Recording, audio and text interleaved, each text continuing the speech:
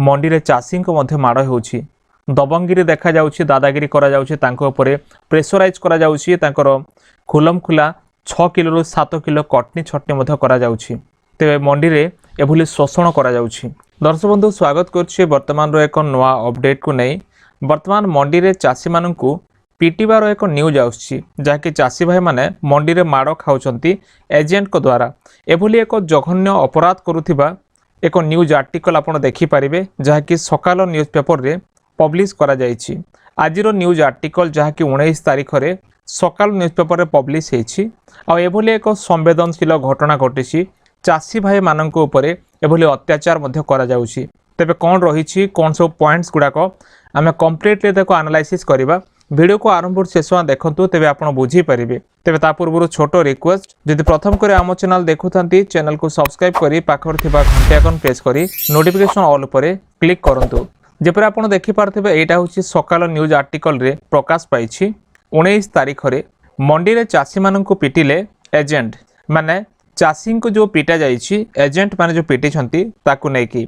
तेबे ए जो घटना घटिछि एटा क्यों एरिया रो घटना कथा होछि एटा होछि कलाहांडी जिल्ला रो धर्मगढ़ उपखंड रे बा धर्मगढ़ सब डिविजन रे गोलामुंडा ब्लॉक रे एभली एक घटना घटिछि जाकि घोटिया धान मंडी रे घोटिया रे गोटे धान मंडी अछि घोटियार धान मंडी गोलामुंडा ब्लॉक रे अछि। ए जो धान मंडी रे एपर एक घटना घटिछि मुख्य समस्या कोन देखंतु एठी जो मुख्य समस्या होछि धान क्रय प्रक्रिया रे अनियम रहुछि जो प्रकार धान सब किना जिबा कथा आ धान क्रय प्रक्रिया से भली होउनी मंडी गुड़िकर अव्यवस्था रहुछि एवं ता संगकु कटनी छटनी मध्य लागि रहुछि ता सहित मिलर्स आ एजेंट मानक दबंगिरी मध्य लागिक रहुछि चाषी ठारू पैसा नेकी से माने धान उठाउथिया भली अभियोग मध्य लागि रहुछि।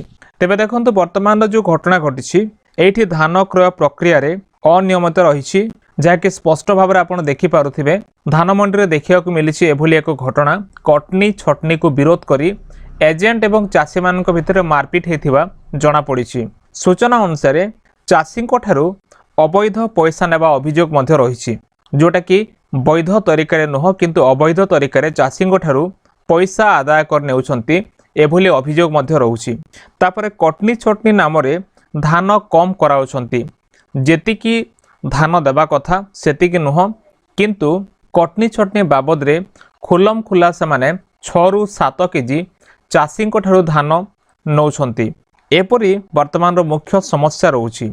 तेबे कटनी छटनी जो अभियोग अछि सेटा मध्य 6 रु 7 किलो 6 किलो रु 7 किलो पर्यंत धान को कम करा जाउछि माने कटनी छटनी करा जाउछि सरकारी नियम को उल्लंघन करा जाउथिबा दाबी मध्य होछि जाकि वर्तमान आपण ए न्यूज आर्टिकल स्पष्ट भाव में देखि पारिबे। तेबे आउरी मध्य अभियोग रहउछि या द्वारा कोन होउछि चाषी मानकर आर्थिक क्षति होउछि चाषी जेतिके टंका पाइबा कथा चाषी माने सेतिके टंका पाई पारु नाहंती तेबे सेमानकर आर्थिक क्षति हेउथिबार मध्य अभियोग रहउछि। तेबे केते चाषी वर्तमान पर्यंत प्रभावित होइछंती आपण स्पष्ट एठी पढ़ी पारिबे जेपरि वर्तमान पर्यंत ए जो मंडी रे धान क्रय करिया पय मोट 791 जन चाषी पंजीकरण करिसंती जो मान रजिस्टर अछंती रजिस्ट्रेशन करिसंती 791 जन किंतु वर्तमान सुधा 430 जनकर 15,000 क्विंटाल पर्यंत धान संग्रह करा जाइछि।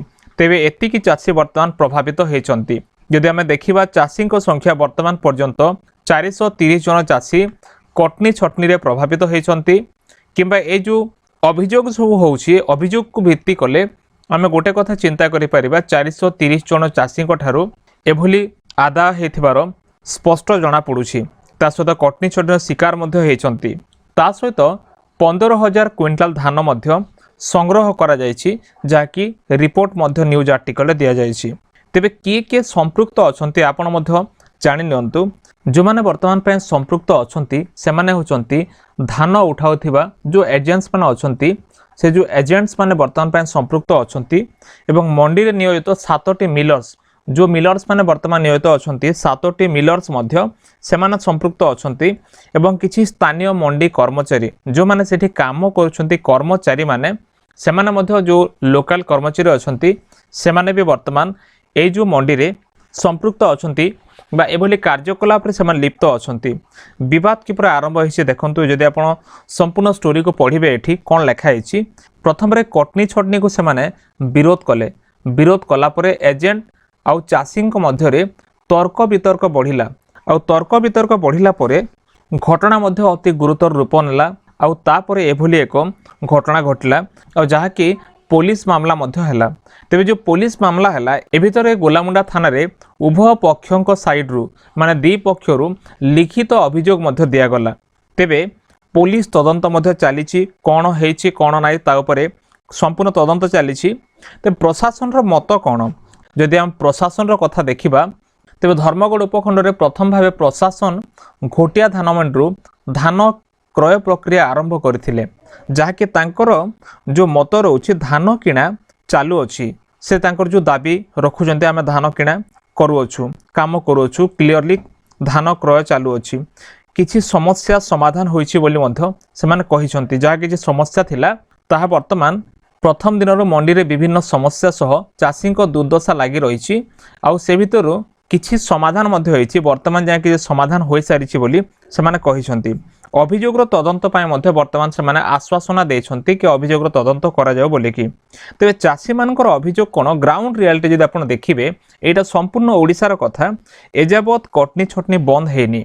जेपरि एठी आपण देखिले कटनी छटनी 6 किलो 7 किलो पर्यंत चाषी क्विंटाल पिछा करा जाउछि। तेबे आपण चिंता करंतु राज्य सारा केते जगह एमिति 6 kilo 7 kilo 8 kilo 9 kilo 10 kilo मनमानी करूछंती। मिलर्स आउ सरकार मध्यरे जो मिलीभगत चली जो प्रकार एजेंट्स मानक द्वारा तांकर मिलीभगत चली ए भितर शोषण शिकार होछि चाषी पैसा न देला बेले तांकर धान उठा जाउ नाही। आपण देखंतु केडे दुखर कथा चाषी मानकर धान उठाय पय से माने पैसा देबाको पडुछि।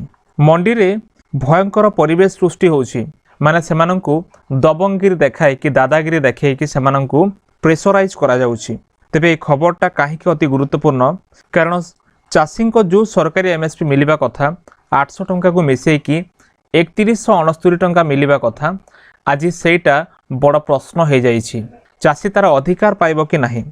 धान क्रय व्यवस्थार पारदर्शिता उपर संदेह रोची। जो ट्रांसपेरेंसी मेंटेन हवा कथा जेमिति जहाँ हवा कथा जेमिति हमर छत्तीसगढ़ मंडी अच्छी छत्तीसगढ़ रे जड़े लोकंकर टोकन न थाउ किंतु सांगे सांगे ताकर धान बिक्री हो जाउछि।